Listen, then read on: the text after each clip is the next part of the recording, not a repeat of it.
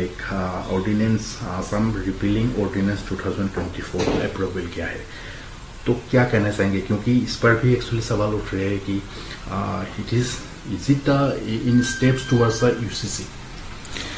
देखिए, इस सरकार को यूसीसी लाने की हिम्मत नहीं है। यूसीसी नहीं ला सकते। जो उत्तराखंड में जो भी यूसीसी लाए वो कहाँ यूसीसी है?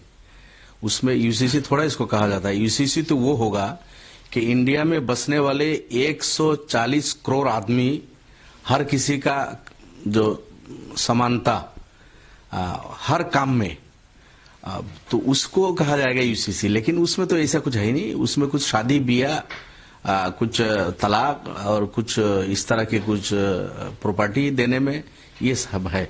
अब पोलीगेमी इसी तरह कुछ चीजें है उसमें इंक्लूड है, अदरवाइज कुछ नहीं है। उत्तराखंड वाला यूसीसी भी टोपी पहनाया उसको। तो आसाम में भी ये ट्राई कर रहा था कि यूसीसी लाएंगे, तो मेरे ख्याल में यूसीसी ला नहीं सकते। यहाँ बहुत सारे कास्ट कम्युनिटी के लोग हैं जो यूसीसी यहाँ लाके जो करना चाहते हैं वो खुद उनके कम्युनिटी में है। अब बीजेपी के फॉलोअर्स वो सब प्रैक्टिस कर रहे हैं। पोलीगेमी की बात कर रहे थे ये जोरों शोर से। बीजेपी के बहुत सारे फॉलोअर्स है, बहुत सारे लोग हैं, बहुत सारे कम्युनिटी है जिनके यहाँ पोलीगेमी है। आप उसको बैन नहीं कर सकते। इसी तरह और कई चीजें हैं जिसको संभव नहीं है। इंडिया में इतने कास्ट कम्युनिटी के लोग हैं और इंडिया का इतना सुंदर एक कॉन्स्टिट्यूशन है।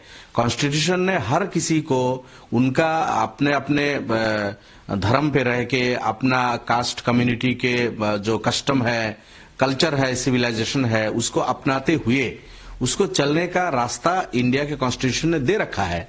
और उसमें बढ़िया, उसमें फ्रीडम ऑफ फेथ है, फ्रीडम ऑफ वर्शिप है, फ्रीडम ऑफ स्पीच है, फ्रीडम ऑफ चॉइस है। ये सब चीजें इंडिया के कॉन्स्टिट्यूशन में है, तो उसको नहीं बातिल कर सकते।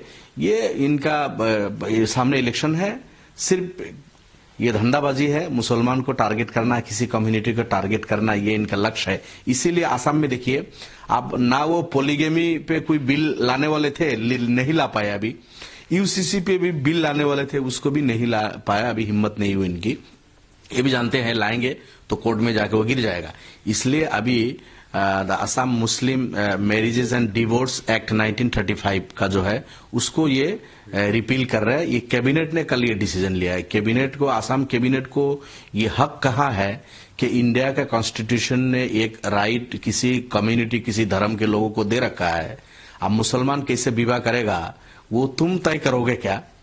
मुसलमान कैसे विवाह करेगा वो तो इस्लाम धर्म में जो दिया हुआ है और इंडिया का कॉन्स्टिट्यूशन ने जो अलाउ किया है उसी हिसाब से होगा।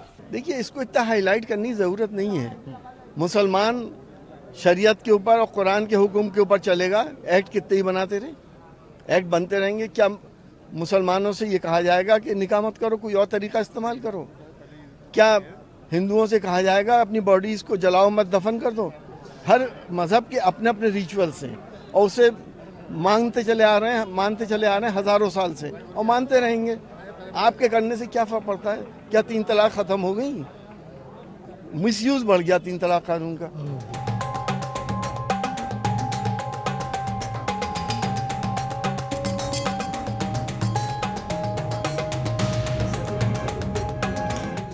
हमसे जुड़े रहने के लिए हमारे YouTube चैनल को सब्सक्राइब करें और नई वीडियो की नोटिफिकेशन के लिए बेल आइकॉन को दबाएं।